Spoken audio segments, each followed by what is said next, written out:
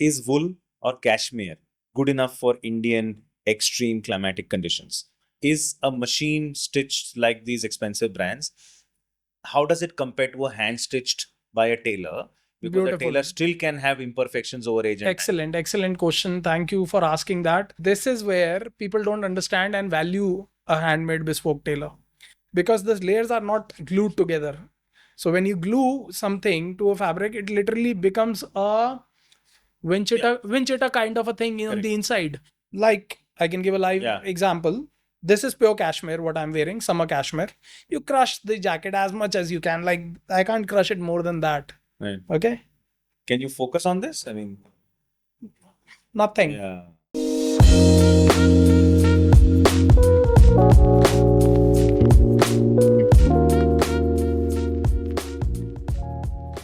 So, Rahul, you're here today with us. Welcome to BBM Talk. You're a great friend, Rahul. You're in fact the first guy who paid the membership fee when we went live for BBM fee model a few years ago. You're an amazing track rider and you have a very interesting profession. But for the rest of the world, can you tell us what do you do for a living? Thanks, Shashank, for inviting me over, first of all.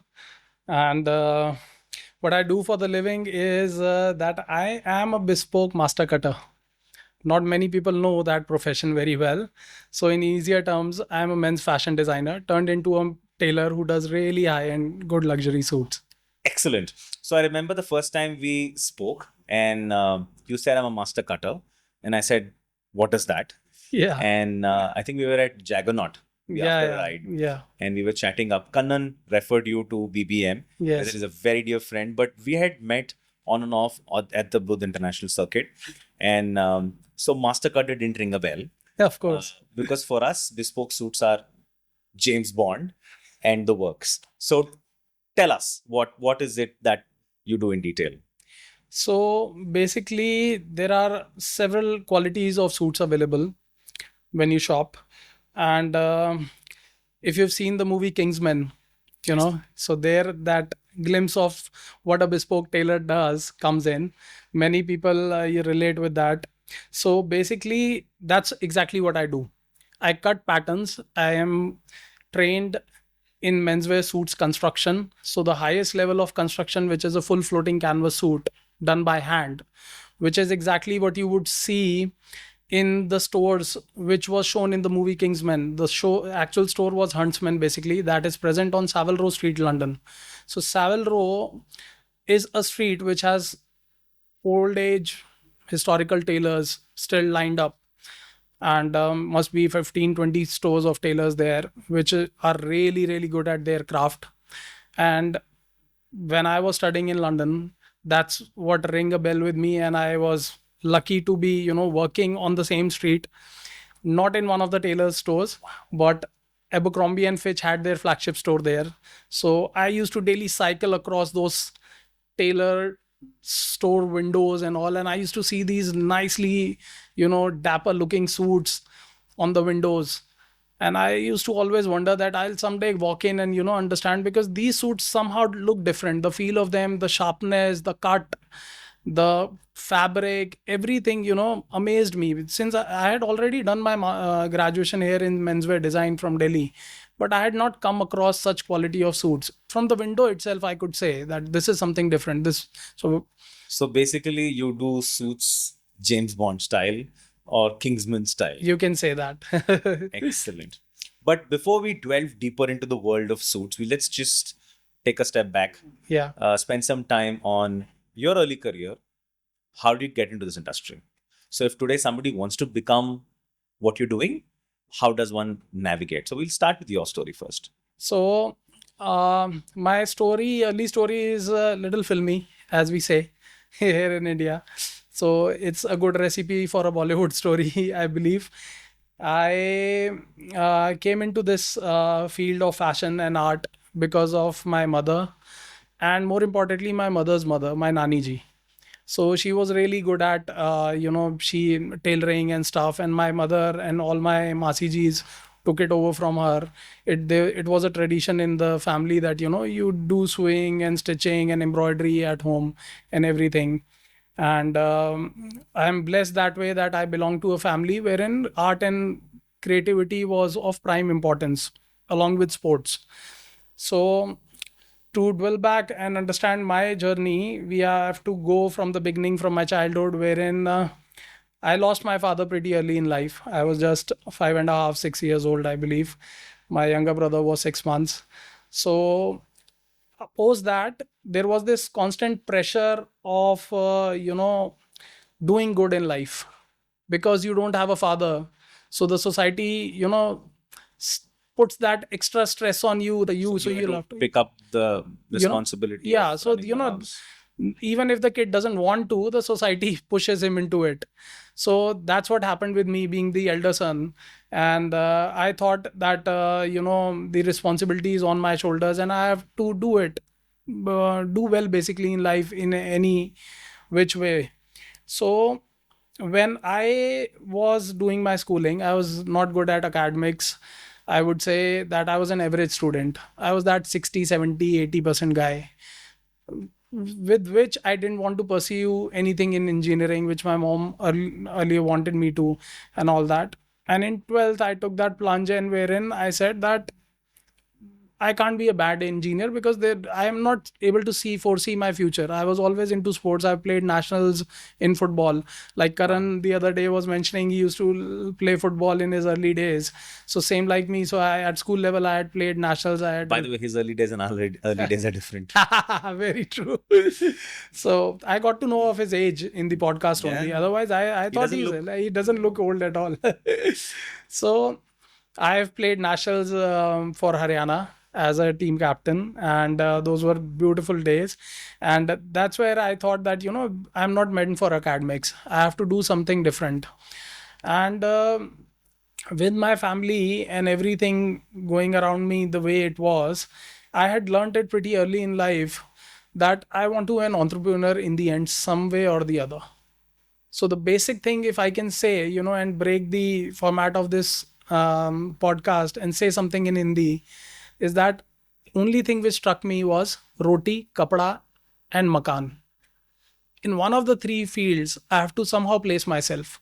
That's exactly Wow, was my that's plan. interesting. That's very interesting. So Because these are basic needs. And you basic will- needs, and it will never go out of fashion. And the audience and the janta would give you endless opportunities, even if you fail, Yeah. because the need will never die. But for every business, you need evolution, you need learning, you need your set of failures for it to someday kick in and flourish. So you realized after playing football that look, academics is not for you.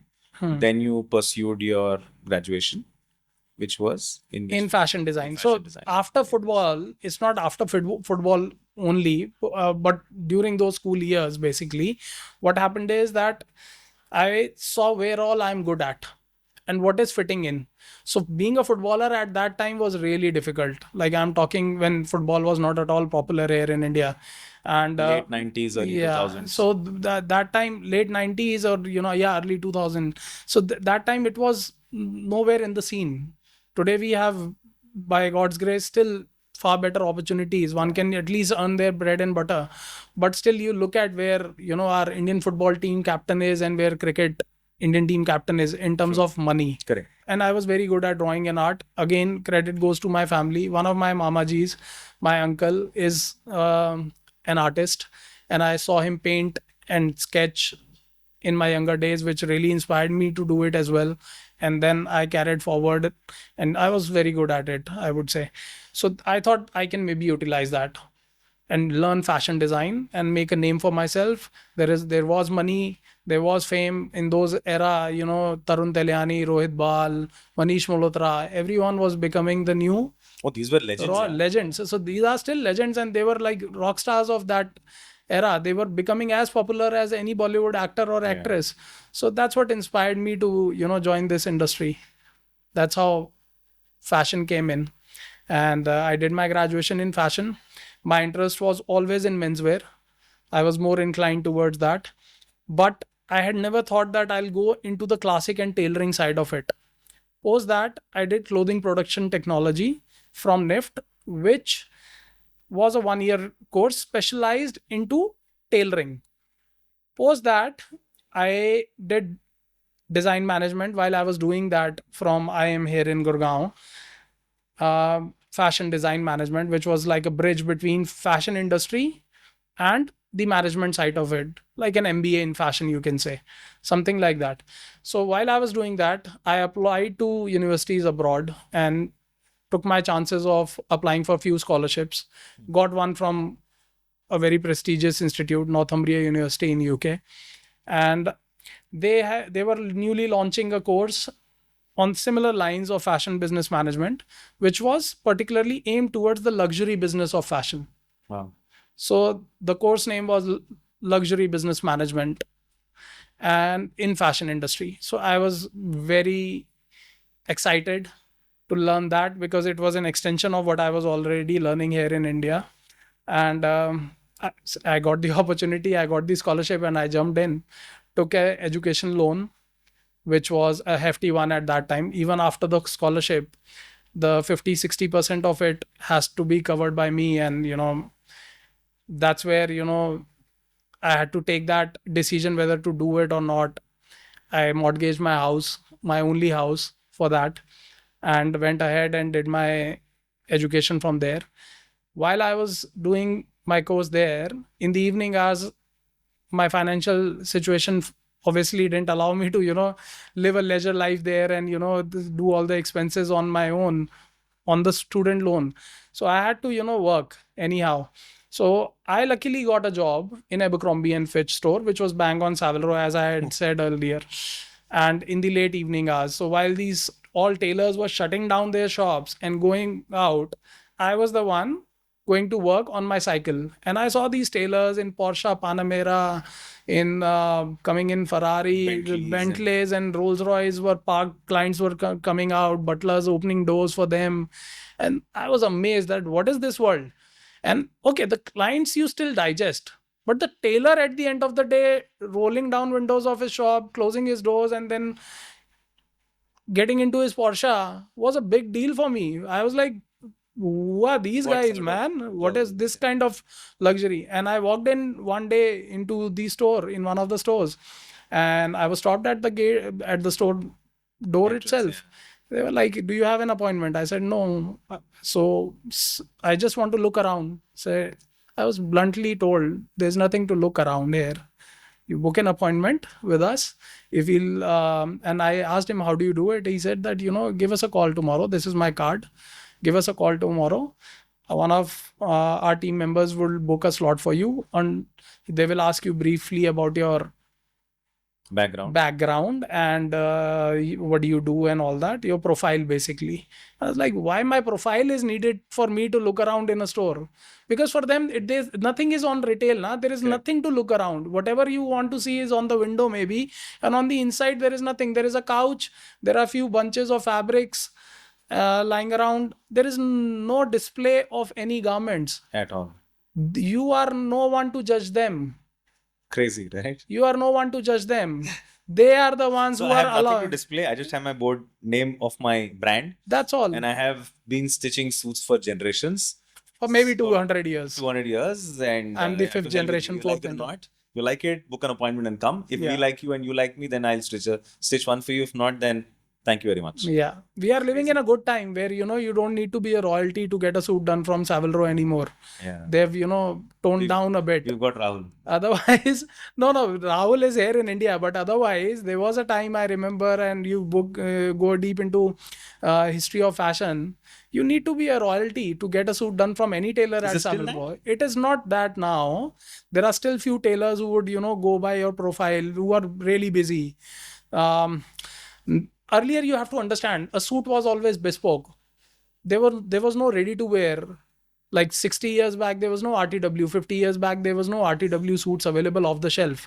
Now it is available for the masses. Back then, only the royalties had that luxury of getting a suit tailored for themselves. Otherwise, everyone was wearing a shirt and a trouser done by a local tailor. Got it. So you did your. So what was your first job after this, where you were interning at Abercrombie and Fitch? You were brought into this crazy world of Savile Row. Then what? What was your first full-time job? So basically, I decided to come back immediately. So Miraki Brothers, what I'm running today as a business, was born in London while I was working getting inspired from those tailors. My master research project, like the end final year research which you do, like the end semester research which you do, was based on the same story of those suits.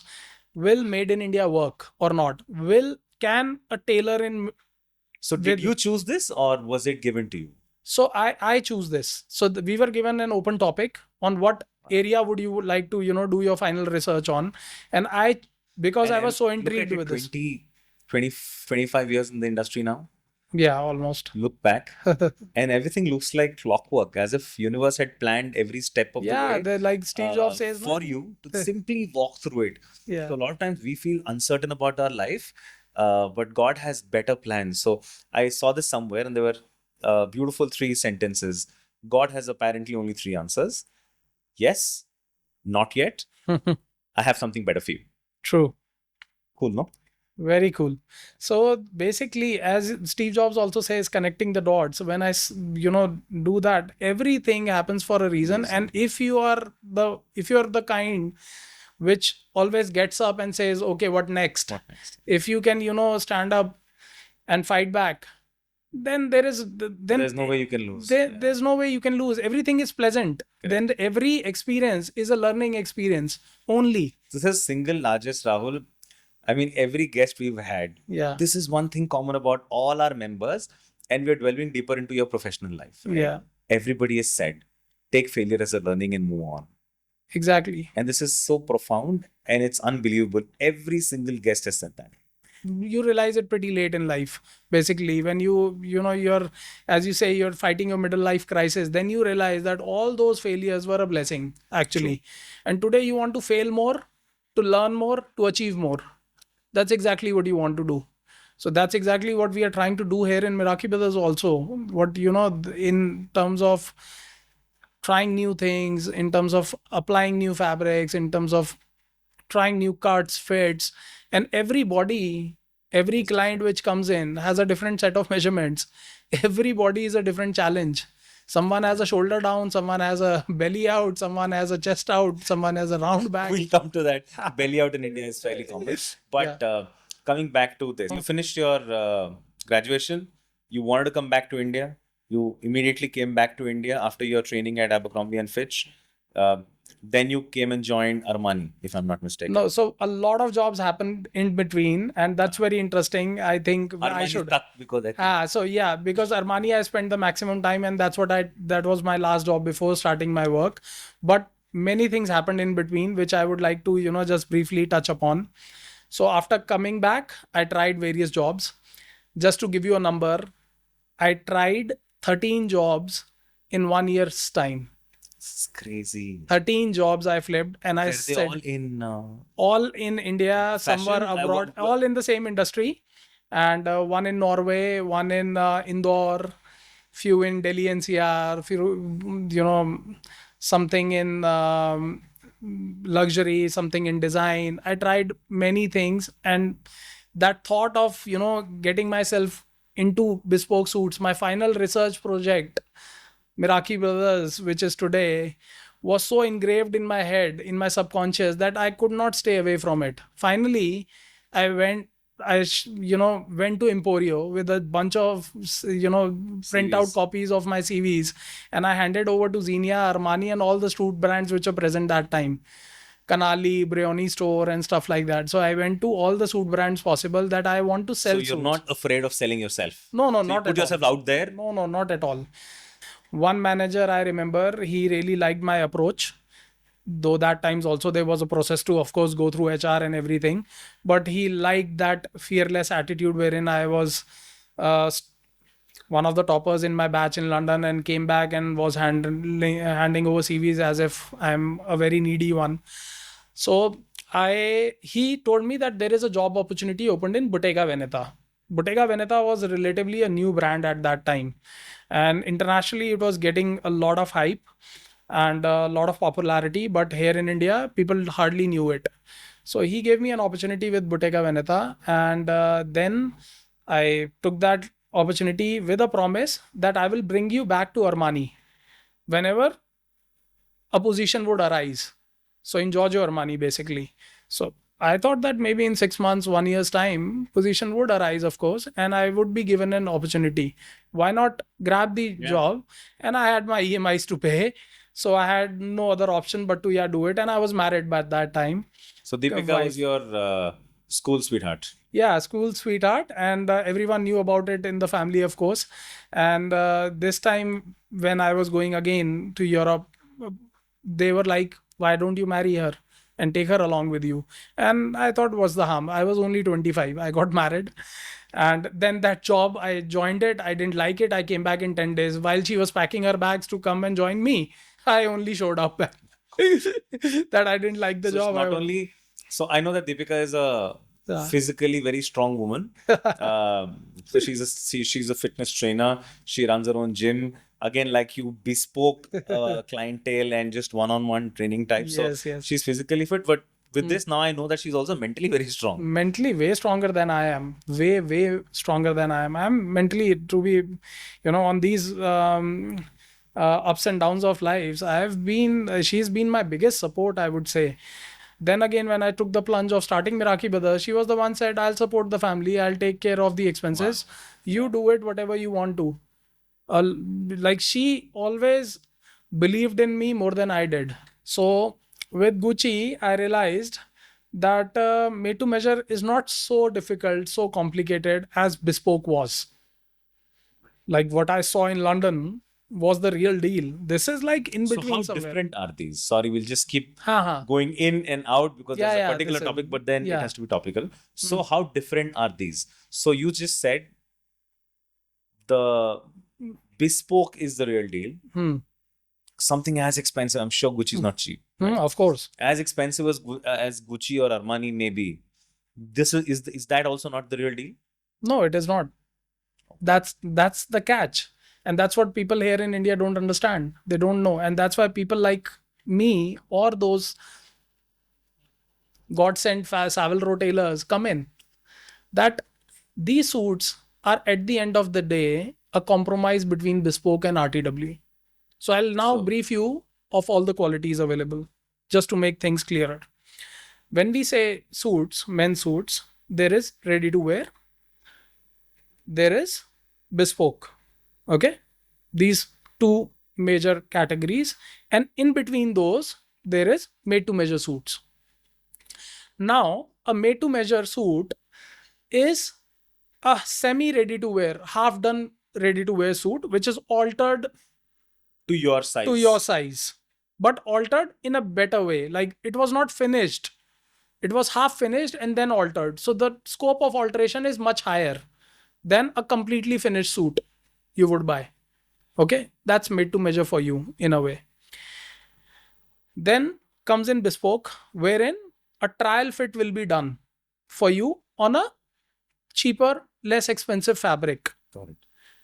Once that trial fit is done, your paper patterns would be frozen and would stay with the bespoke tailor for life. And whenever next you show up, whatever measurement changes would be, he'll record that and make those changes in the master paper pattern. That's exactly what we do and people at Savile Row do. So you can you can walk into a bespoke tailor store, your choice of bespoke tailor, 20 years from today, and ask him for your pattern that I want my son's suit to be cut from my master pattern. That's an emotional thing. A bespoke tailor can do it for you because he would have your 20-year-old pattern preserved. Wow. So that's an emotional thing people do actually at Savile Row stores. They say that, okay, I want my son's suit to be cut from his grandfather's pattern. Wow. Can you alter that? So Awesome. so this So is I'll just come back to the quality corporate of life now. So then Armani happened. Then Armani happened, and this time it was on my conditions that you would hand me over made to measure. You would give me an open hand in made to measure. I would take care of that department only, and I'll not be responsible for selling suits and belts in Armani, but I would be held responsible if the made to measure suits don't sell. That's the challenge I want. And made to measure in Giorgio Armani wasn't doing very well at that time.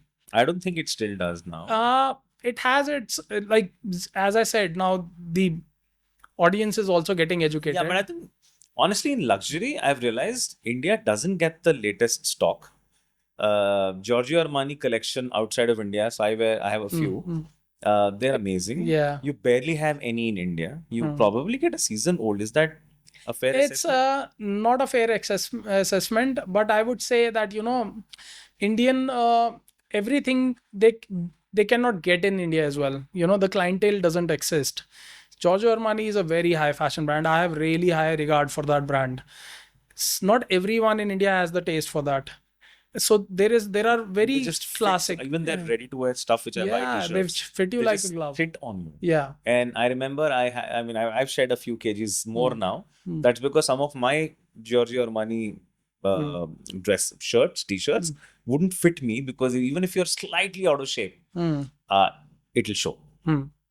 Is So that that's also correct? it is correct to a certain extent, but as you say that there is something about cuts and fits, and Armani was the first one to deconstruct a jacket. Let me tell you this cool fact about Armani, and that's why the reason that it fits majority of the people, because it's unconstructed. Armani was the first one to bring this form of soft, easygoing blazers, jackets before Ralph Lauren did it, before anyone else did it. Wow, Armani, that's nice. Armani deconstructed the blazer. It took off everything which was extra, like British art of tailoring. So the Italian jacket we know today is actually given by Giorgio Armani, I would say, to the masses. Very breathable, easy to live with. Yeah. You can't crush it easily. It's amazing. So I love that brand. And so Armani happened. They gave me that opportunity for good 2.5 3 years. I was with Armani heading made to measure, and there came a point wherein I thought that what next, because I knew something way above this format of suits exists. When the last EMI went and I took back my home from mortgage, I told my wife that I don't want to, do it anymore. Now the loan is repaid. I'm free. And the promotion was due next month. I knew that I'll be given a decent promotion with a decent jump in salary. And I might end up in the rat race and the rat trap. So I took that plunge and I thought that this is the time for me to do it. Like you said, it takes balls to Oh yeah. start a business. So It takes brains to run a business, but it takes balls to start one. exactly. So that's I thought that the older you get, it is more difficult, and it is true. Started Miraki Brothers. Somehow got convinced my younger brother also into it. He was at that time working with Gucci. So he also liked me, followed my path, also joined me. That's why the name Miraki Brothers came in. So, and also, of course, the team members are all brothers. So all the tailors, and I was like, we would be a bunch of, brothers working together. Let's. So you have, it's been what, a decade now? Yeah, exactly. And do you This is have our some 11th of year. your founding tailors with you Of still? course, of course. Like we are a team of around 17 people as of today. And I think 14 out of those 17 are almost 9 to 10 years old people. I like to elaborate here because one master cutter, who is me in this business, cannot feed more than these many tailors, you know. Is that why even the biggest shops at Savile Row do not scale up? Exactly. Got it. That's why you see a Huntsman store only there. That's why you see Andrew and Shepherd store only there. You don't see Savile Row tailors scaling up and expanding all over the world. That is the reason, because they don't want to dilute themselves, dilute their craft. The master cutter has to be the forefront leader. He Awesome. has to take a So responsibility I for think it's every suit. handed down through the generations, Yeah, and it's the same guy doing it. yeah, Probably his son or daughter might just pick it up. yeah, yeah. Do we have a lot of women in this industry now? In UK, yes, definitely. There, in fact, at Savile Row as well, there are now one or two really good women master cutters as well. But here in India, I haven't seen many, honestly. As in, even in made to measure and retail, people sell suits, but I haven't seen many. So for the world, three elements of suits are fabric, fit, and construction. in construction, there is fused and there is floating canvas. Wow, I'm impressed. Okay. Is there some? So from whatever research I've done, it's fused, semi-stroke half floating canvas, and floating canvas. Wow. So you're telling that you don't do fused, And neither do we do half. you don't do a half measures. It's full on, fully deconstructed, fully handmade, bespoke.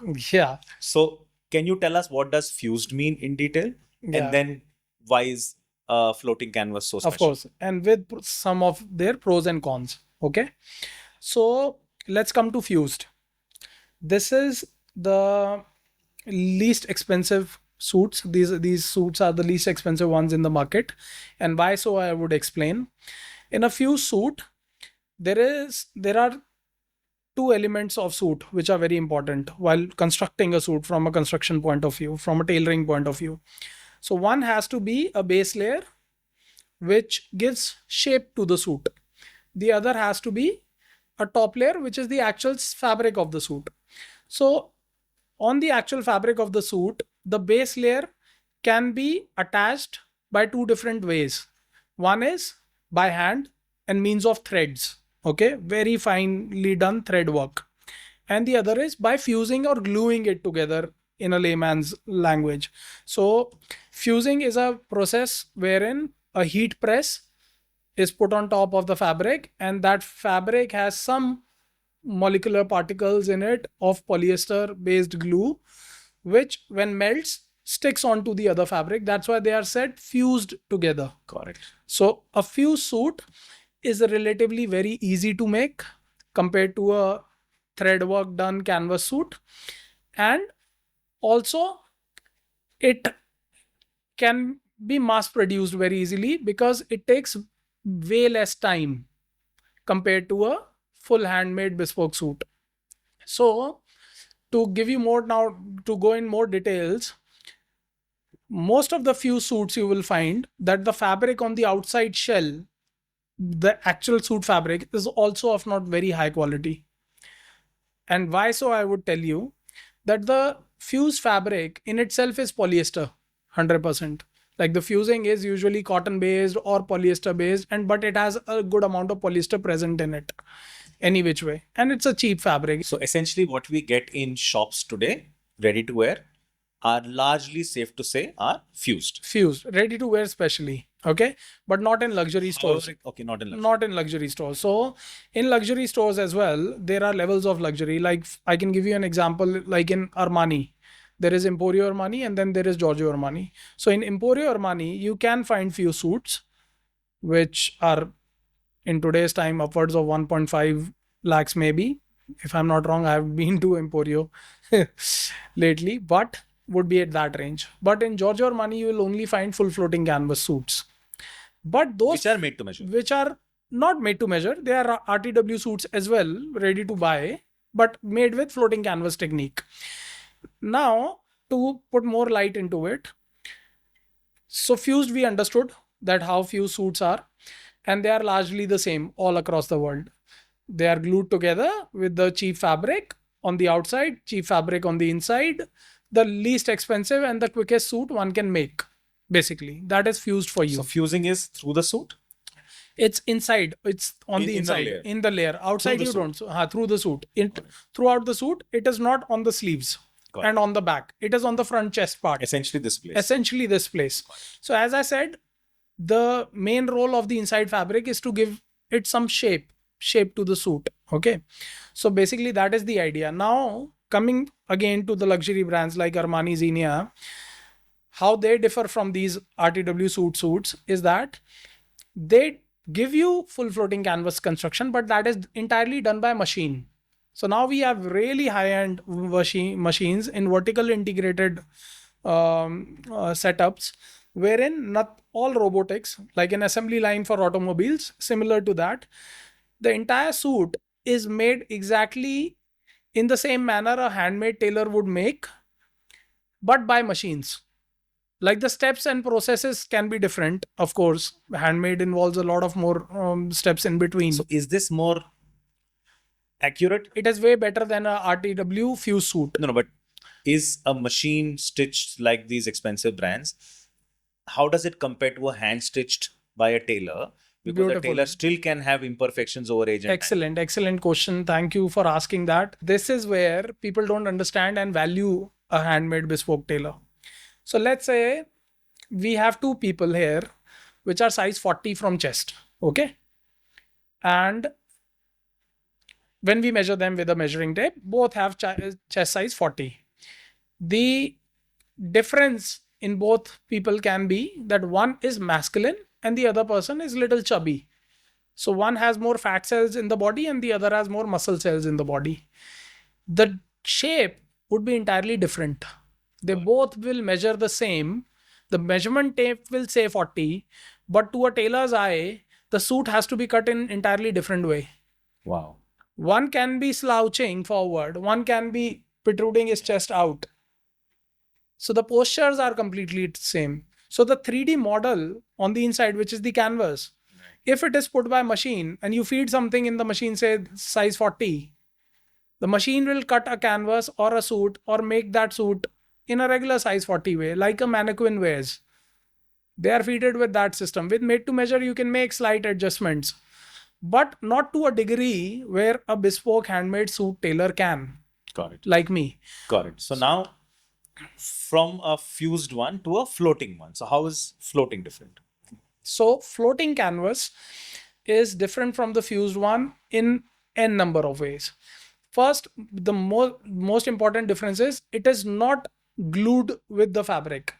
It is a different separate free floating layer. So in a floating canvas suit, you can literally feel 3 layers. One is the lining inside, second is the canvas in between, and third is the outer shell, the outer fabric.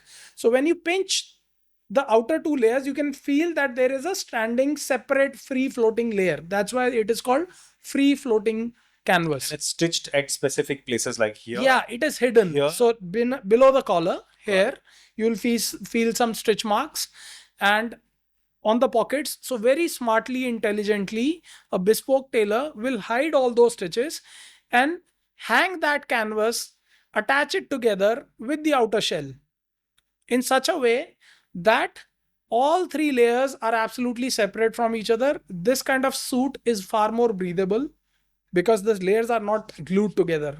So when you glue something to a fabric, it literally becomes a Winchester kind of a thing on the inside. It becomes like a raincoat on the inside. Nothing can pass through because there is a polyester layer of a glue inside. So you're wearing something which is absolutely unbreathable, which is more rigid, more stiff, not natural. When you is it safe to say that there also tendency to wrinkle is higher? Yeah, they have a tendency to wrinkle higher because wool by nature is anti-wrinkle. Wool is what? Our hair is wool, So a finer form of hair is wool coming from sheep. And so wool or hair, as we say it, has a property of very good memory in it, shape memory as we call it.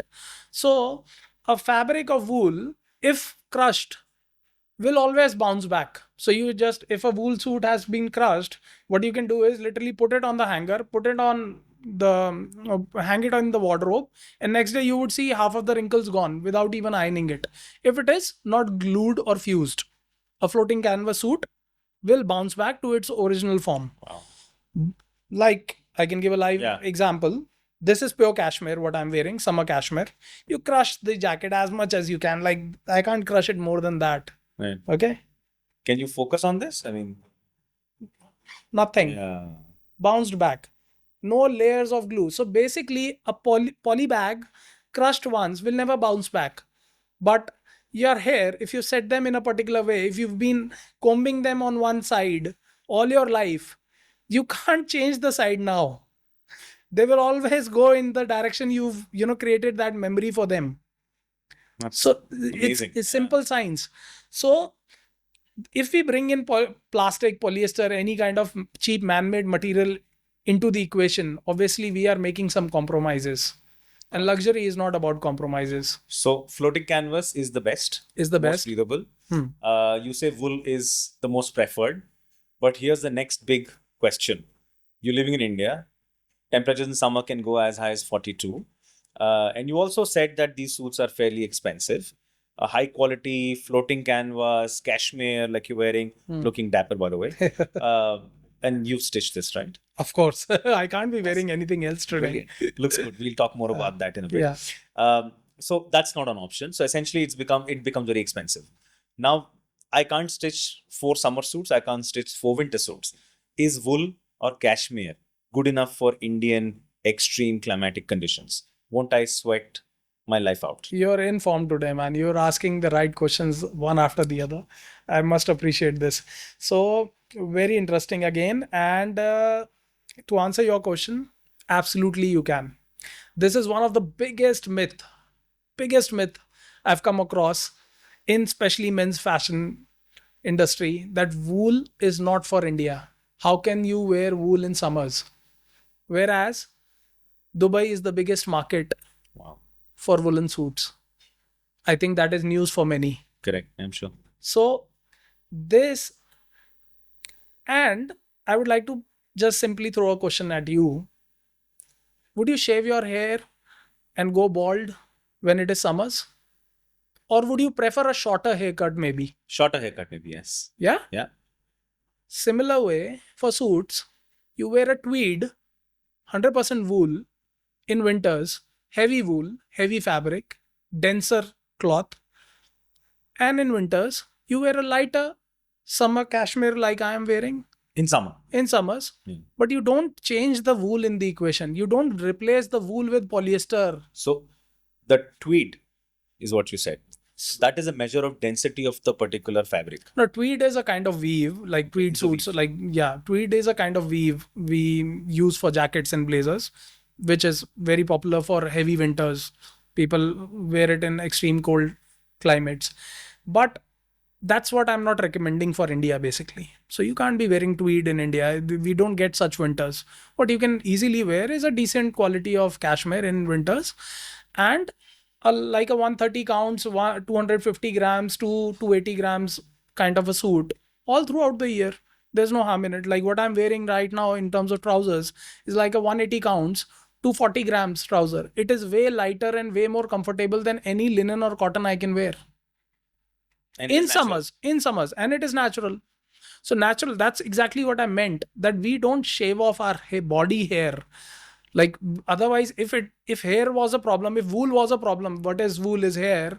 If wool was a problem, we would be shedding hairs in summers, na? Are we shedding? No. But some of the animals, they shed their inner coat in summers. So what they are doing is they are literally decreasing the density of their garment, Inner coat, yeah. like basically fur on their Right. body. They are decreasing the density, so they don't need 2 layers, so they're getting away with 1 layer, and then when the winters come, they again grow that Layer, inner right. coat. Wow. So same way, just shed some weight out of your jackets, na, but don't change to cotton So you or said wool is linen. perfectly fine. And I think if you can wear it in Dubai, which doesn't have winters, by the way. So It why, is perfect. a very interesting fact again about why people prefer wearing wool in basically deserts and this kind of environment. So I'll tell you a very good fact about wool. Wool is the best insulator. Agreed. So it helps you maintain your body temperature around yourself. So when you put a layer of wool on top of your body, it helps you maintain your body temperature irrespective of what the temperature is outside. So basically, if it is hot, it will Correct. still keep you cool. Got it. It will make you feel cool. If it is cold, it will keep you warm. It will maintain your body temperature. And it is very good with odor management. So there is no odor or the smell which body smell in, yeah. comes in with. And is it that should you wash your suits often, or you just simply dry clean them? No. So coming back to the same point, suits are hair fibers. They have sulfur in it. They have protein in it, and all these things are bacteria resistant. When they are bacteria resistant, they don't produce bad foul odor smell. So that way the suits don't need to be dry cleaned so often. People here dry clean it after every wear. and send the like every time they think, until unless there is a big stain or anything, you should never dry clean your suits. If it is pure wool, if it is cotton based, linen based, yeah, you should get them dry clean, because those fibers are prone to bacteria. Okay. So thank you. This is extremely useful and helpful. The next thing, of course. So I remember when I was in NCC, and if we had to dress up formally, we had to wear a tie. And the rule there was, if you're a bachelor, your tie has to be above your waist. And if you're married, it has to be slightly below your waist. Belt, essentially. Are there etiquettes in suits 100%. which we should know? 100%. Can you share a few with us? The most common one, I would say, that where people, go wrong, is that they close their second button, like the last button, I would say. So we generally have two. So we generally have two, but whichever one is the last bottom button, that is the thumb rule. You should never close it. That is so while standing, I keep 1 and 2 closed, or the top one closed. While sitting, I remove it. Of course, while you're sitting, all suit buttons have to be opened up like that. Correct. You can't be closing them up. But this last suit button, which is there, right, this always is supposed to be opened up. Okay. Then why do you have a button? So I'll tell you, that button is essentially for the look of it. Second, it is for extreme situations where you might need it. And when it is very cold and all. So when you need to, also protect. But while walking in day-to-day life, you don't need that like closure. So you don't need to put the second button on. When you do it, you actually spoil the fit and the cut of the suit. That what I can do is actually explain why it does. So your narrowest area is where your first button is, right, as per any cut, okay, which is just below your rib. Okay. So when we measure suits in Meraki Brothers, we measure 4. We have 4 measurements for your torso itself. So chest, low chest, first button, second button, and then the hip. Actually 5 measurements for just this front jacket horizontal measurements. So what happens is that out of all these measurements, your widest on the chest usually, then comes the low chest, and then comes in the first button area where you put your first button. That is the narrowest. Every guy is. So like, for example, women wear a corset. Women sometimes wear high belts to enhance their waistline. Similar way, the first button enhances your waistline. So if you want to look slim, sharp, just close the first button. You will be the narrowest there. The moment you put the second button on, you completely highlight the widest area of your body, which is your tummy. So second button comes in right at the level of your tummy, where you're the widest out of all these measurements. Again, if you're a fat man, then maybe more than the chest as well. So think of it, you're highlighting the worst area of your body by putting in the second button. Got it. Sleeve length. Which is the ideal one. So is it this? Where your cuff is visible. So the cuff should be visible. So is it? So my tailor tells me that if I, of course, my suits are yours, but before that I meant. So if I stretch, my cuff should be visible. Yeah, definitely. So which means it has to be here. So it's no. Even if you stretch or don't stretch, when you're standing straight, at that time the cuff should be visible by half, not like by half a centimeter, you can say. Got it. Yeah. So one, of course, second button should never be worn. Your cuff should be visible. Third is that the jacket should be long enough to cover your crotch. Got it. So it should be just below my crotch. Just at the level of your crotch. So basically where the zip, ends. The zip ends? Yeah, that's exactly that. Yeah, because I see people with such great stature, height and body shape wearing such stubby short jackets, all courtesy fast forward fashion brands like Zara, H&M. Okay, the next question. So while you're wearing a suit, your trousers should be fully, your ankle should be covered. That's not a thumb rule. That's a personal preference. So but ideally there should be one dent. Like if you go by bespoke standards, classic bespoke standards, there should be one dent ideally. Which means? And which means when you stand, there should be a break. The trouser should be long enough to touch your shoe on the top and create a small dent.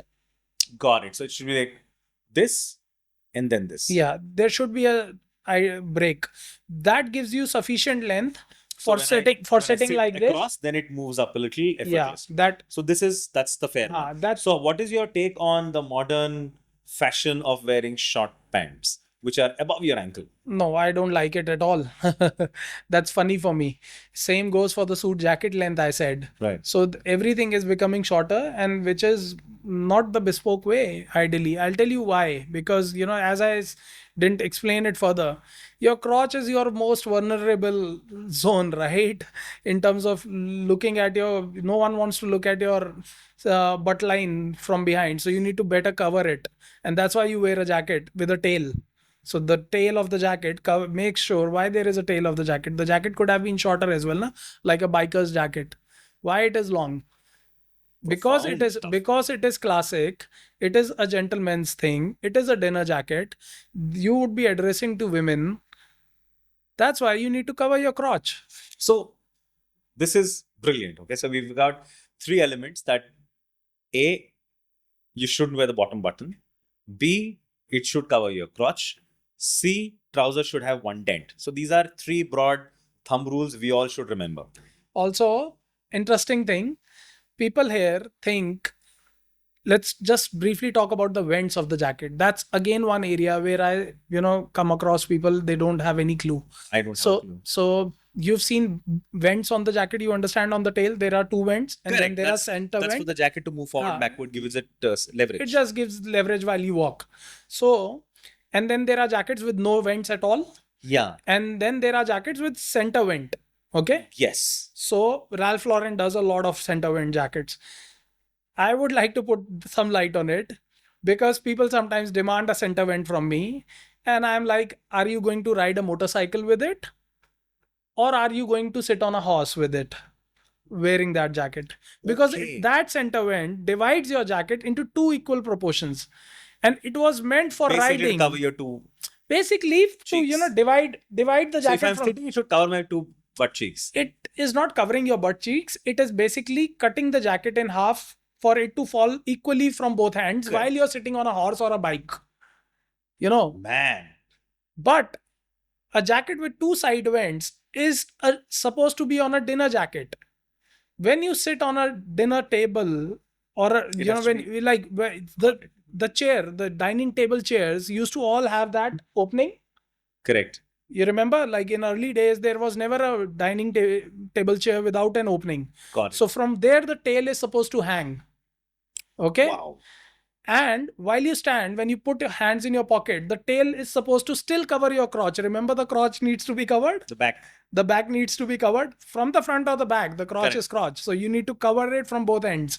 That's why you need the length. So when you put your hands, the jacket gives you that freedom to, still cover your entire back and for you to put your hands in your trouser if needed. That is where people go wrong. They say that, oh, I like the center vent. But why do you like it? Do you ride horses or do you ride a motorcycle while you wear your jacket?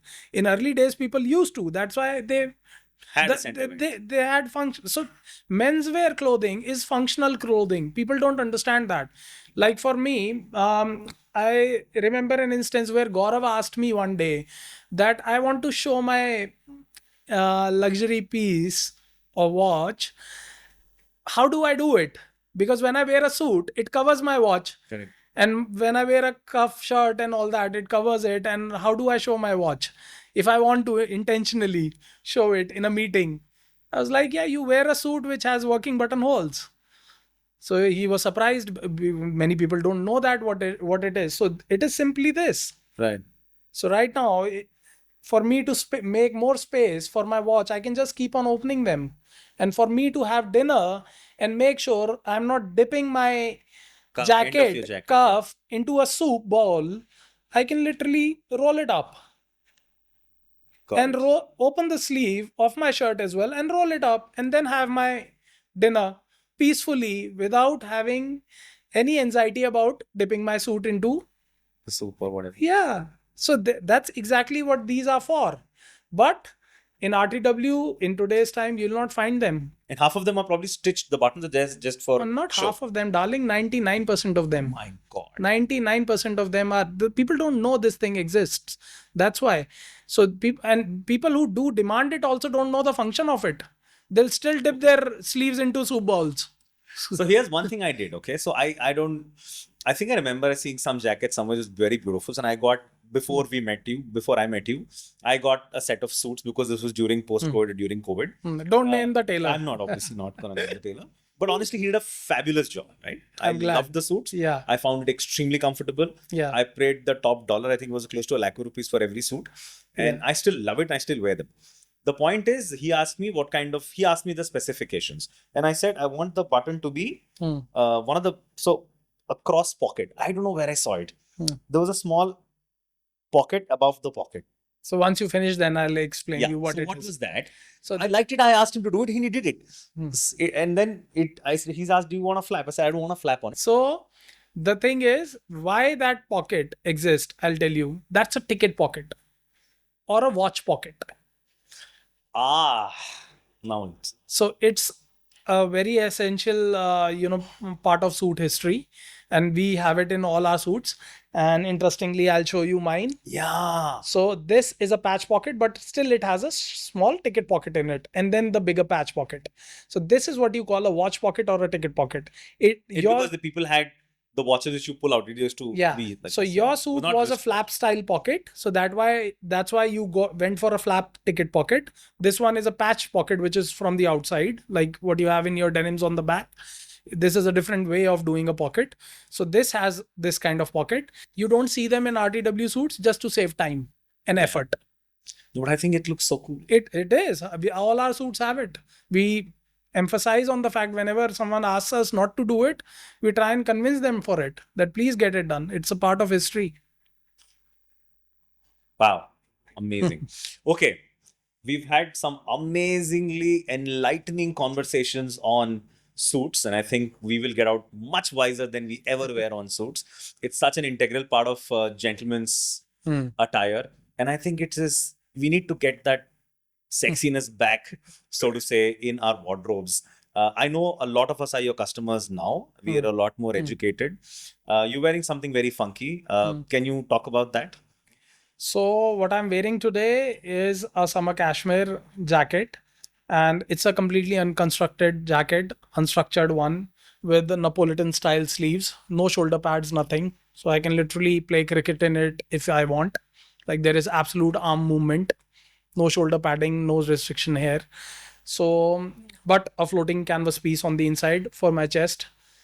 And this is what it is. And on the trousers front, I'm wearing a 180 counts pure wool trouser again. I'm all wool, man. The shirt is cotton. That's all. So the next one, how do you make that look perfect? So I personally prefer properly stitched, custom made, because I like big collars. So my collars are also big. So I've got pure cotton, and then I wear my jacket or suit on it. Is that the right way to do it? No, of course, that is the right way to do it. There is no right way or wrong way, but there are certain ways which look better and which go with the masses. That what is a suit? Essentially, we need to understand how we should be wearing it. Suit is a type of uniform. We all have worn uniforms in school. Yeah. We all used to look the same, more or less. That is the idea of a uniform. And that is exactly what suit is. We here in India think completely differently. We think we need to stand out today. That's why we need to wear a suit. In that effort, we buy all sorts of funky colors sometimes, all sorts of different top embellishments on the suits. We try and highlight the suit as much as possible at times. Whereas what we are actually supposed to do is downplay. We need to go classic. One of your business meetings, board of directors, anyone. You want to be not above them, not below them. You want to be with them. I remember you telling me when we were That chatting, is the idea. when we were chatting, right? And you said suits are integral, and I said why? Remember, it was not a naive question, but it was to understand deeper into your thought process. And I love the answer you gave. You said it's the first communication you do with anybody in the room. Yeah. It's brilliant, right? Yeah. People see you, and that's when the conversation is already started, even before you uttered the first word. So the safest way in that Is, of course, not to go over the top or no, below. stay Stay at a neutral, particular. na? Stay neutral, stay approachable, wherein a person can express you for who you are or for who he is. The communication should go start from a It is so neutral funny zone. because in India, you're right, we just make sure suit is for a special occasion. Only the evolved souls will understand you need to wear a suit every day, and for the meetings. Yeah. And so you have different suits for different purposes. So you have a board meeting, For different communications for you different want to. communications. God, So that's brilliant. basically, it is the first ever visual communication which you make before you utter a word. And you're already talking. You're already expressing what role you are going to play today. So if you want to be bossy today, complement your suit with a tie. If you don't want to be bossy and you want to be approachable today in the meeting room, skip the tie. In our employments, what we do is we've seen a lot of people, right? And some of them wear a tie, some of them don't wear a tie. So how integral is this? So you essentially are telling the most formal element is the tie. No, it's not just the tie alone. It's the entire, ensemble. It's not just the tie alone. It's what you pretend, what you want it to be. It's your watch says something about you, your shoes says something about you. The entire garment is actually talking. So tie also depends what tie. Like you can't be wearing a pink fluorescent funky tie and then expect others to take you seriously in the room. So I think some of us have done that. I remember I had a collection of over 50 ties when I used to wear them very often to work. And I did mix up my colors a lot. yeah. So my today is the times are such wherein a CEO is walking in into his denims and into a polo t-shirt into a boardroom meeting. But what is he trying to say? He's trying to communicate. Like for that example, I would like to bring in Mark Zuckerberg here. Mark Zuckerberg in one of the meetings, like in a formal setting where he was with his advocates and lawyers, I saw him wherein he was sued for something. He was wearing suit and a tie, and his biggest meetings and stage presence, he's done it in t-shirts, denims and t-shirts. He's an anti-suit guy, but why did he needed a suit that day in front of a judge? Right. He needed it because he wanted to convey to the judge that I'm serious about it. Whatever allegations have been put on me, I take responsibility. I'm not here to kid around. Makes sense. That's the impression he wanted to create.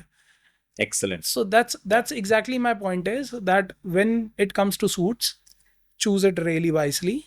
When it comes to your blazers, your formal wear, even your day-to-day wear, they are saying something about you. So is it okay to wear outrageous colors on suits? It is if you're a rock star performing on a stage. If you're Beatles, why not? Do it. But are you? If you're not, then you're making a joke of yourself because you're trying to be someone who you are not. What is the mood of that situation? What is the audience around me? You want to dance in a barat? Go ahead, wear the bandgala with embroidery on it. But if you're going to go for a book launch, skip that bandgala with the embroidery and put on a plain one. That's exactly what I mean. Got it. A bandgala is a bandgala. A tie is a tie. Which one, with what details, makes hell lot of a difference. Got it. Okay. Thank you so much. That was brilliant. Now, before we skip to the passion part of your life, I'll have one question to ask. Who are the best dressed people out there on TV today, and who are the worst? Yeah, we can skip the worst ones. I don't want to name them, but the best ones I really admire. One of his is Saif Ali Khan. I'm a great admirer of his suit choices, and the other ones I would say like Dinu Moria as well. Dinu Moria does wear bespoke suits. Like now with my experience and my eyes, I can make out on the TV screen itself whether this is a handmade full floating canvas bespoke or not. So for that matter, Abhishek Bachchan wears very nice suits at times. Okay. And I've done suits for Ritesh Deshmukh as well. So Ritesh also has a really good choice of suits. I've done suits for a few celebs, but yeah. So when I go to a client like that of that stature, I see their entire wardrobe and then tell them this is what is missing. This is what you need. You don't need another black suit. You already have two. And ba- coming on to the black suit, which is the hot favorite of our Indian clients, it is the last suit we recommend. You'll be surprised. This is the seventh, eighth suit in my list of recommendations. Why do you need a black suit? You Yeah. wear a black suit on So funerals, I had a man. few, and when I wore it a couple of times, my wife said, "Don't wear it. You look like one of You have a the tux. staff." So, like you have a good tuxedo. It's a different thing. A tux is a different suit worn for celebrations. A plain black suit is supposed to be worn for funerals. Agree. What is that is exactly what we guys see everyone wearing Yeah. with a tie, as if either they are advocates coming straight from courts? the courts, Yeah. or they are here for for a funeral. That's what I feel, as in when I look No, I someone agree completely. I think black is the most abused color of the suit. abused color. So I don't. I have just one, and I barely wear it. Wear a black suit, but wear it in the form it is supposed to be worn. But if it is celebration, wear a tux. But people feel out of the place if it is not a tux event, so called, because here in India you have to mention that it's a tuxedo day, it's a tuxedo wedding. So then people, shell out. Yeah. They take out their old tux or get new ones made and everything. But abroad, a wedding is a tux Correct. event. A wedding day is anyway a tux day. So that's where you wear a smoking black suit, or on a funeral you wear a plain black suit. So Brilliant. This has been absolutely profound and crazy, Rahul. Thank you so much. Okay, now we'll segue into your biggest passion and our biggest joint passion, which is bikes. Take us through your biking journey. biking has been Where did really it start? I mean, so what was your first bike? so my friends taught me how to ride a bike. Like in school days, there is one person who knows it, and then makes everyone his follower. The thing was, like, I started pretty early in bike, so I think must be in 8 9 standard when I first rode one. And while I was in 11th, I got my first new bike gifted to me by my mom. We got engaged into a bet that I would score 85% and above. If you would have seen my room back then, you could not see the wall in my room. They were all posters all around my room of bike. Which You was could your not. first bike? My first bike was an LML Adreno. It's a good bike, by the way. It's a very good bike, man. It was one of the hottest bikes back then. It came with a light on the There was instrument. Energy and Adreno. Adreno and Energy. Energy had 4 gears in it. Adreno had 5. So it came with a light of top gear. And it used to do 5 kilometers per hour extra than the Energy, additional than the Energy, I remember. So those small things mattered a lot, and it came with half fairing. Oh yeah, that Energy mattered a was lot. like a naked style. So the bike. biggest claim to fame for Splendor, which was one of the most popular during my college days, was that it had a cowl, right? And then the CBC had a bigger cowl. Bigger cowl. Then the Charisma had almost a full fairing type. So it was very similar to Charisma, like a half fairing. Yeah, half So the Adreno also had one, and it came relatively less expensive than the Charisma. Yeah. So that's why that was my choice of bike back then. I always loved sports bikes. So I loved full fairing bikes. They were all posters of these kinds. I've never got into cruisers and anything else ever. I always have loved sports bikes, and that's what I wanted. And I never scored those 85% marks. My mother would have definitely bought me an R1. I trust that lady to the core. She gave me her word that no matter what, if I have to, back then the house was worth less than the bike. She would have sold it if I would have got those 85%. She was that kind of a lady. She is. Thank God for that. She is that kind of a lady. She keeps her promises, and but still she saw the effort. And in the same year, I played nationals as well in football. So she saw the effort that while managing sports, arts, and everything, this boy has got decent percentage. Let me gift him at least the bike I can. So she gifted me my first bike. So nice. and that's where the journey began. I had so many accidents with that bike, I can't tell you. That bike must have been remade from scratch again 4 times, 5 times. I totaled it so many times. So So now, of course, that's why safety at BBM is so yeah. important. So yeah, you said you totaled a lot of them, right? No, no, but I think it's probably to do with the age. I remember when I was in college, I know I've done some things which I shouldn't have done. I would never ever do it. But I think it's just that zone between 12th standard and say first 3 years of graduation. In my case, was engineering for till third or fourth year. I think it's just raging hormones in us. Yeah. And then suddenly you get into your employment or post graduation. Suddenly it all comes down. You become a lot more saner. And that's why in BBM today, of course, safety is supremely important. But through college, did you always have your bike? Because I know now you have a nice collection. So through college, yes. So I left my bike, and actually that gap of me not riding actually came in London. After Adreno, I bought the um, Pulsar, and in between I also had the bike by TVS. What is Apache? Apache. So No, Apache no, or no, Apache, Fiero? Apache. No, no, Apache. So Apache came in competition with Pulsar in 150cc. So from Adreno, I went to Apache, and from Apache, I went to Pulsar 200 NS. So like that was my bike collection here in India. By that time, then that age came in wherein I went to went for my postgrad, and that break came in.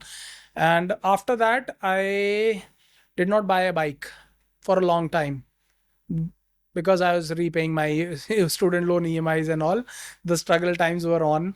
So once I started Miraki Brothers actually, and got some freedom, some financial freedom, I would say. I did a road trip with my wife to Leh Ladakh. Wow.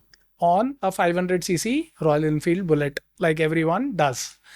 And that brought back a lot of pleasant memories. And I relived that feeling of, riding a bike. And I thought this time I don't want to lose it again. The gap shouldn't be there. I came back from that trip and immediately bought one. Royal Enfield 500. Whereas I was never into these kind of bikes, like the cruiser kind and the Royal Enfield classic kinds. I never liked them. But somehow on that trip, I fell in love with that Duk Duk thing.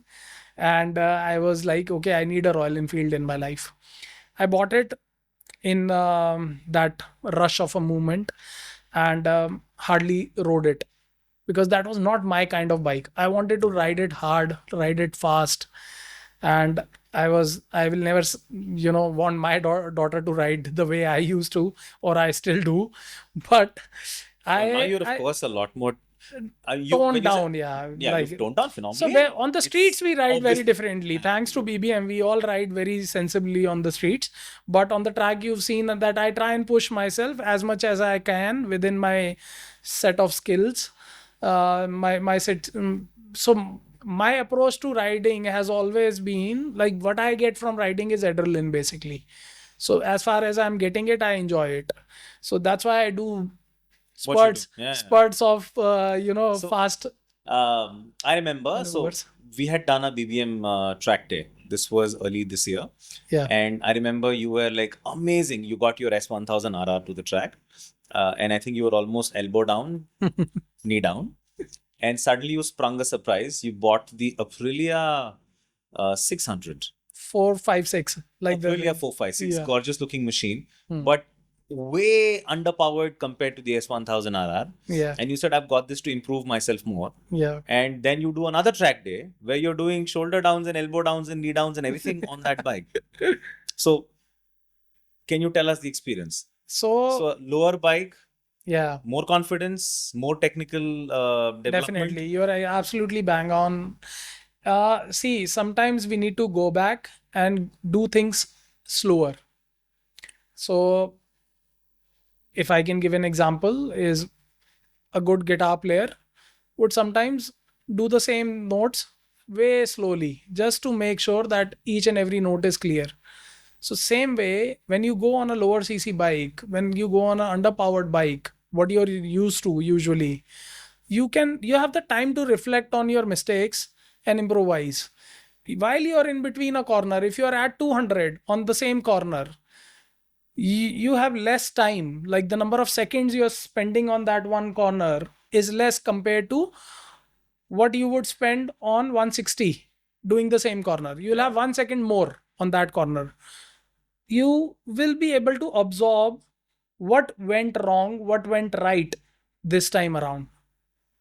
Correct. The bike is lighter, The risk is the lower. risk is speed's lower, Yeah, yeah. the speeds are lower, and once you're done with and dusted with those, high speeds, like I've done 300 plus digits on the back track. So once you do all of that, once you go to a decent time, like my best is what, 210, maybe 211.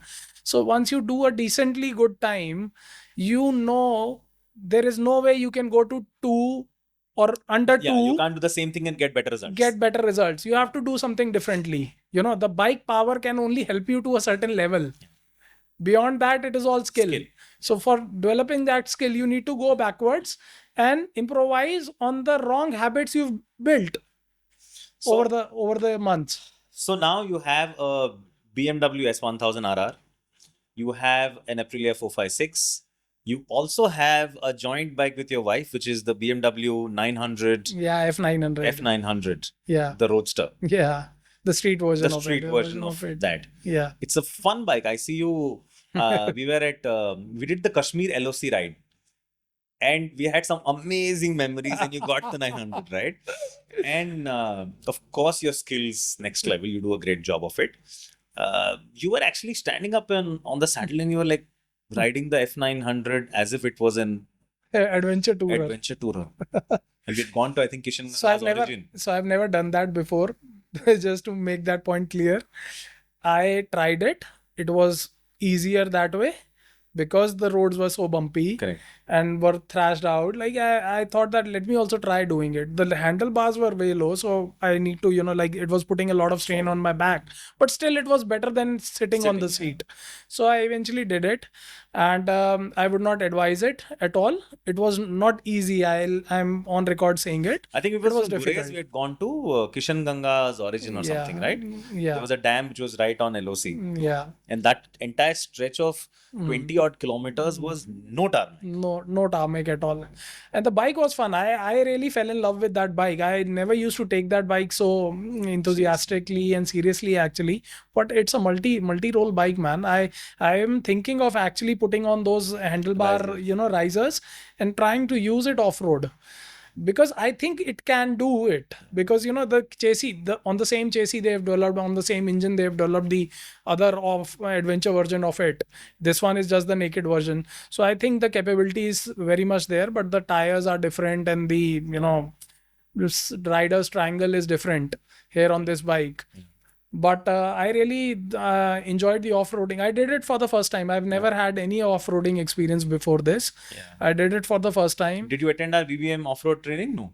No, I've never done off-road. That's what I'm saying. So that dose of off-road adrenaline was super So we should fun. do one. We're doing one next. So Yeah, definitely. join and then, 100%. but this time get an adventure tourer. I'm We've thinking got- of buying one, honestly, but let's see. So we pick up how our things bikes go. from Torque Rides, but more on that a little later. Yeah. And you can find some nice adventure bikes. And we Oh can- yeah, why not? Try Rent it some. before. Yeah, Yeah, try absolutely. it before. And that's the fun. Yeah. One thing I would like to say, since you've mentioned that track and everything, for all our biker audience, biker buddies, I would like to say that we must do these off-road events, the track events. Everyone who owns a super bike, if you're not doing track day in your life, you're missing out massively. You're missing out a lot.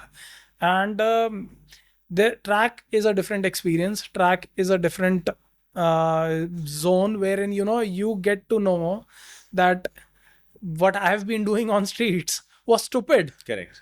was idiotic. I You think will become every episode I talk about how profound and life-changing my experience has been, thanks to Monty and everybody who helped us who introduced track to us. yeah. So even through the podcast, it's been monsoons and raining heavily in Delhi NCR, so we're unable to take our track episodes live. Yeah. But I think very soon we're gonna have all our people come and ride on the track.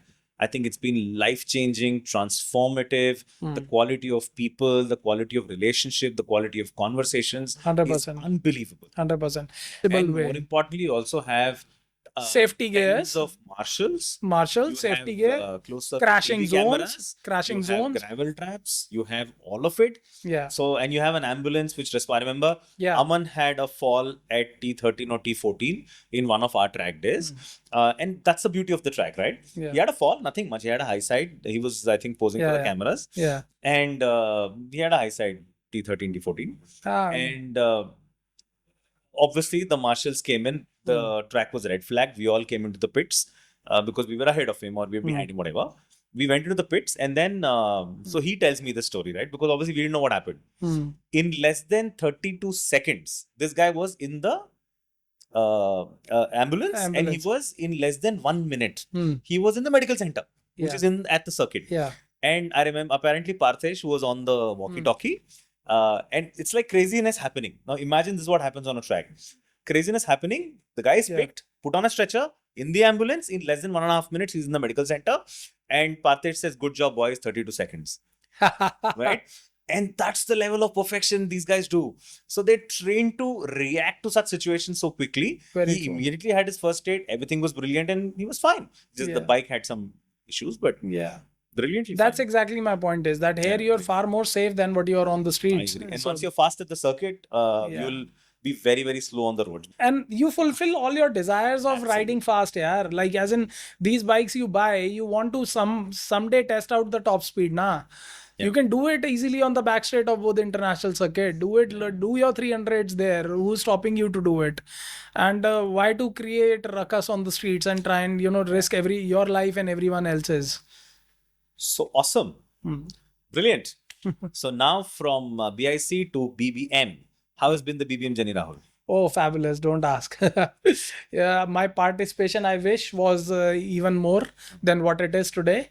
But since BBM is mostly active on the Saturdays and Sundays, and me being a bespoke tailor on call has to be there with my clients on those Saturdays, Sundays when they are home, they are not working. So, but whatever I've been able to, do so far with you guys in BBM has been amazing. We've had some lovely trips where I was able to join you. Kashmir has a lot of beautiful memories. And so does Dehradun and everything else we've done in between. And I think that's exactly what the purpose of our community is. That we all have enough and more stuff happening in our lives. It's not a mandate to ensure that you come on every Saturday, Sunday. I mean, but when you come, it's a family you can lean on. And the kind of conversations we have on Sena are just amazing. Amazing, right? man. And the versatile group we have, like it is there is so much, so many, from different streams of life. We have so many people around. You name it and you have it in BBM, everyone and their experiences. And that's essentially the entire reason why we started this podcast, which I shared with you. Actually, yeah. The whole idea is to, the fact has been that we're blessed to have such a lovely, diverse bunch of members in areas of and walks of life we probably may not know about at all. And the whole idea of this podcast is to take that to the whole world and together share, learn, and grow. Yeah, and that's been the agenda.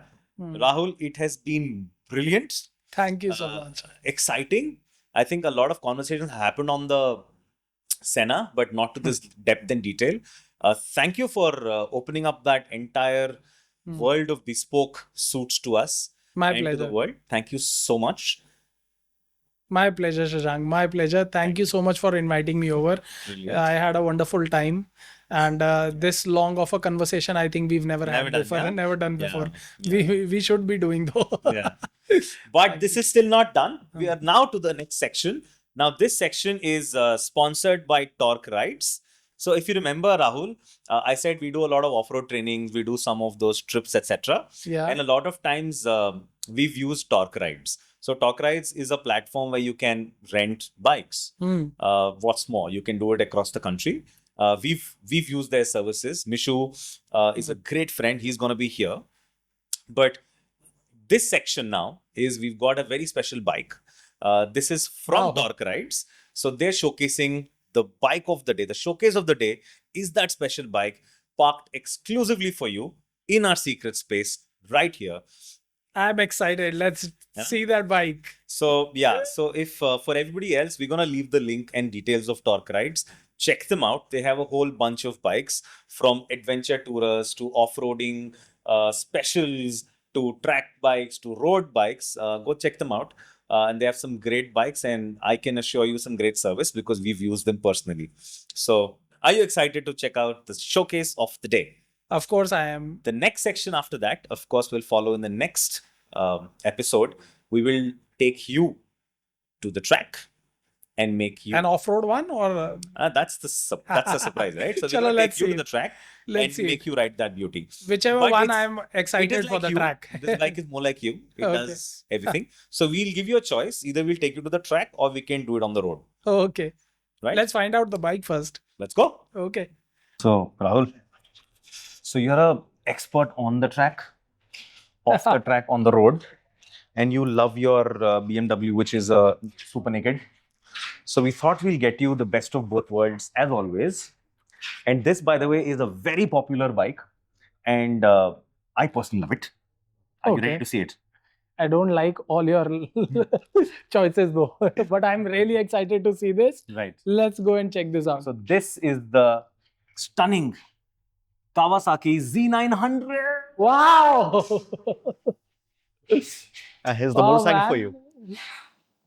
So Rahul, meet Mishu. Mishu, Hi, Rahul. Rahul, Mishu. thank you so much, Mishu. Thanks, for Sashank. being here. Really Thank appreciate you. your help. So here's the motorcycle Wow, for you. man. With a exhaust already. Yes. You should have the right experience.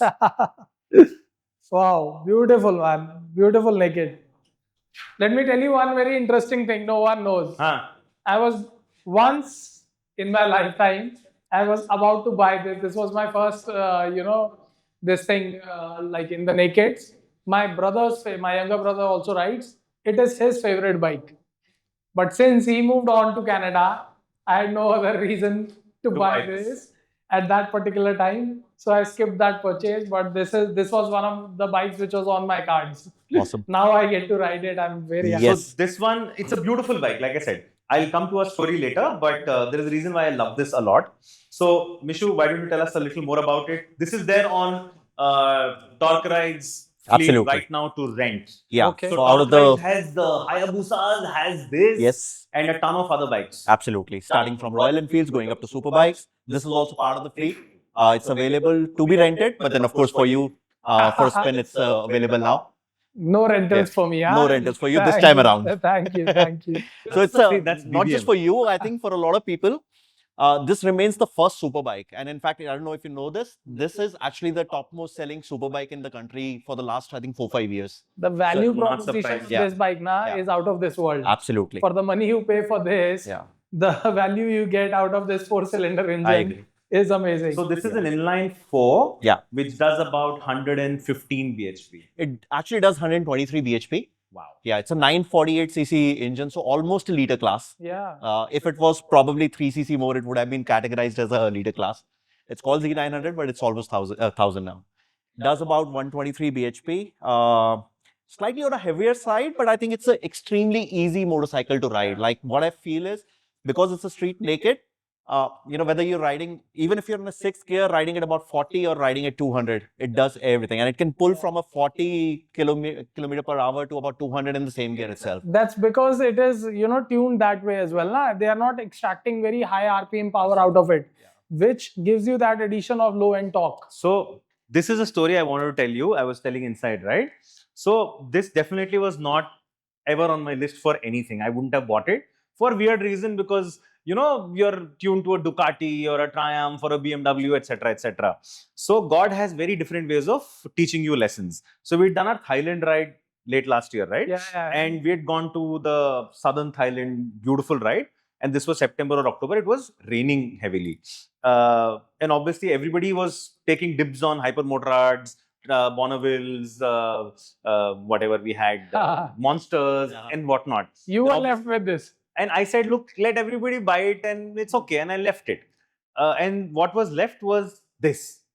And in Thailand, you can freak out with your bike. So it had a free flow exhaust, weirdo lights and whatnot. I was like, it's okay. It was a straightforward one. And I can tell you, when I rode those 2,500 odd kilometers in Thailand, I loved this bike. I fell in love with it. It was through rain, through straight expressways, through hills, through nighttime riding, through bad roads, bad patches, great road, good, doesn't really matter. Yeah. You're right. Sixth gear, 40 kmph, 30 kmph, sixth gear, 150, 170 kmph. Yeah. Hassle free. And the range on this was at least 220, 230 kilometers for a tank full. So I think for that matter, all the Kawasaki's are fairly fuel efficient, so it doesn't burn your pocket for sure. It is brilliantly engineered. It's a little heavy, and Yeah. that also gives it a very slanted sense when you're riding at high speeds. Yeah. And it revs beautifully. It sounds, this has got a lovely arrow exhaust. It's brilliant. And the braking is phenomenal, so you never have a problem. The balance, this stock mirrors are a little off. Yeah. The Thailand ones had like this, little more funkier. Yeah. This little placement is a little odd. Maybe it's too weird, but I think it's a beautiful bike. I think a lot of people The who kind usually of, own it. the Sorry. design theme it has, the Sugami one. Yeah. With that, you put bar and mirrors. I was just coming to that. For that And matter. this bike completely turns around, as in it becomes so damn attractive. Yeah. I have a friend who had one, and he had done bar and mirrors on this and given it some different graphics, because the base is already there, like Absolutely. the lines and creases on this Yeah. is beautiful. So and Kapil will be very, very happy today. Kapil and Aman have a Kawasaki in our community. Oh, nice. So this, we don't have a Z900. Yeah. They call my Street Fighter the Z900 because it's got similar colors. But this one's black. It doesn't have any greens. Yeah, this particular color came with pretty much black. But then, of course, so most of these Japanese manufacturers keep on playing with the colors more than anything else. Yeah. So sometimes you'll come with a, these editions the year edition will come with a black wheel, sometimes with a green wheel. Primarily keep the motorcycle same. Unlike Ducati, which does a lot of change in terms of the overall visual aesthetics of the motorcycle. So I don't think they don't revolutionize their designs very often. And that's why that's more of evolution than revolution. Though I think the motorcycle that started that Sugami design was the Z1000, the Z1000. The one which And came with I those think four with those, bumblebee eyes. yeah. Oh, that I was think beautiful, man. Even That- today, if you nothing come like across it. one, Yo, man. yeah, it looks so beautiful. It still looks futuristic even in today's No, world. man, in today's time as well, the design is cutting sharp. It is beautiful. Look at this, right? Hmm. This is like a splitter. Yeah, this is aftermarket though. Acha, but looks good, man. So I am seeing that you've, actually loaded the bike with a lot of safety as well there. Yeah. And, this Yeah, all The sliders engine cover, here, the sliders sliders and the here. engine cover. in rentals. Where's the engine cover? Here, GB Racing. The GB Got it. Racing. Yeah. Nice. That's a good The thing, man, evolution is- because at times I'm sure people would be little afraid of damaging the bike while renting it But out. So I think, Torque rides, why don't you tell us? So you've got Busas, you've got this. How is the rental scene? So I think initially I was very reluctant as well, and everybody told me that rentals, of course, people abuse motorcycles as well, especially when they don't own it. It happens so much with the car rentals. But what I figured out in the last 4 years, in a car, when it's rented, you're still in a cocooned environment. Whereas when you're on a motorcycle, it doesn't matter whether it's my own or it's yours. Yeah. I'm still putting my If the life bike at goes risk. down, you're going down You're with going it. down as well. So people are usually careful. We've been blessed. I think overall it's been about 4 years. We'll be completing our fourth That's anniversary soon. Awesome. That makes a lot of sense, and that's quite surprising for me, because I had that. That's why I mentioned the safety part of it, that you've secured the bike pretty well. Yeah. And I was thinking that, maybe because people have a lot of falls with it, but to my surprise, you're saying it is the other way around. Absolutely. I mean, this is just, see, again, a lot of times customers ask me that, okay, what if the damage happens, or I'll be careful. I said, yeah, all of us ride. All of us want to be careful with motorcycles, but with motorcycles, it tend to happen. It's not that you purposely want to do it, but it does happen. But I think overall, the abuse doesn't happen much in rentals, motorcycle rentals at least, because, you're putting your life at stake as well if you, So ride. we've used their services a lot of times in our off-road training, and sometimes for people to take to Kashmir, etc. We've not had a problem. Touch wood, we've never had a fall in their bike also. Off-road environment, it does fall, but which is why, to your point, the safety elements come in. But they've been our official rental partners for over 2 years now. Once you come to Talk Rides, you can't go anywhere else. Huh? We've done that. Thank you. Thank you. Thank you so much. Yeah, I I'm think sure such you're gonna fine have fun gentlemen. riding this machine. Vishu's, it's been your brainchild and you've been at it for almost 4 years. He's Yeah. a serial entrepreneur and this is his latest, not the latest, but this is one of his ventures. Yeah. There is some other baby which is cooking, but Absolutely. we'll talk about it. I think if you think with your mind, it's a beautiful machine. But the value it brings on the table is unmatched, no doubt. And no doubt it is the highest selling bike. So it's got your discs at the back, Nissin. Front is a dual discs. I have this phobia against single disc bikes. I don't think they'll ever provide enough braking. Yeah. So if it's a dual disc, I feel a lot more reassured. The brakes are brilliant on this. You want to hop on, start her up. Don't start her up, but just switch it on if you want. See, another thing I'll tell you about this bike, why this was going to be my first purchase, is that I can hop on this easily and put my foot down. I'm relatively one of the shorter riders. And there are very few bikes I can feel very confident on the street. On the track, you don't, think about the height. I have a Street Fighter. I love it. This feels even more comfortable than my F900. Like my F900 is further down. So This Deepak is- was I think on this the has been hyper. specifically made for streets and all. So yeah, fairly So Deepak comfortable. was on a hyper motorrad. It was a brand new bike in Thailand. He said, "Mereko dibs on hyper motorrad." He took the hyper motorrad, and then after 100 kilometers, we had done a fuel stop. And then he was chatting here, when are we gonna reach? Why are we so going slow? Let's go straight up. I said, "What's wrong with you? Enjoy the journey." He said, "Everything is great. Kamar ki lag gayi hai yaar." Right, But this one, through the 2000 kilometers, extremely comfortable. Beautiful bike, beautiful. Turn her on. Great. It's got all LED now, na? Yeah. And I love their LEDs as well, because like the displays they do are relatively simpler. There is not too much fuss about it. Some like this thing you can get used to like that. Yeah. In Kawasaki's, I love this fact that you don't have to dig deep into them to understand the basics. You can get very comfortable very easily. I think it's a great beginner motorcycle, beginner super bike. Yeah. Also, I feel if the TFTs are too messy and with too much of information, your focus is anyhow on the riding. It just doesn't. It's a mark. I mean, So, more like yeah. a technological. I've also gimmick owned than a anything else. Kawasaki, not many know. So I had a Kawasaki 650, which my wife used to ride. So back then I used to ride the Ducati Super Sport S, and my wife was on 650. So now she's got the Aprilia. Like she's also gone under power than before. But this display she used to love, and I used to also compare to my Ducati. I used to always prefer Simpler. the simpler and easygoing. Nice. Yeah. What else? The brakes are fantastic. There's an LED here. Absolutely, these Yeah, are the daytime running DRMs. lights. Yeah, The lights are good. the I love the indicators are tank. all LEDs. And it hugs tank you is pretty brilliant. well, man. This actually works. Yeah. This is good to support. You don't clip. support you. Yeah. Cool, man. I love the arrow. The arrow. That sounds beautiful as well. I rode it this morning and it just took me straight back to Thailand. Why don't you leave it for a few days with me? Take it, keep it. The rentals start now. Yes. So Rahul, thank you so much. It was super fun and super enlightening. Thank you so much for making time. Small token of gratitude from us to us. Thank you. And we also have Mishu, the proud founder of Talk Rides. Thanks, Nishu. Thanks. A small token. So nice. Thank you. Thank you, Nishu. Come, let's have a nice pic. Pass, please. A little more closer.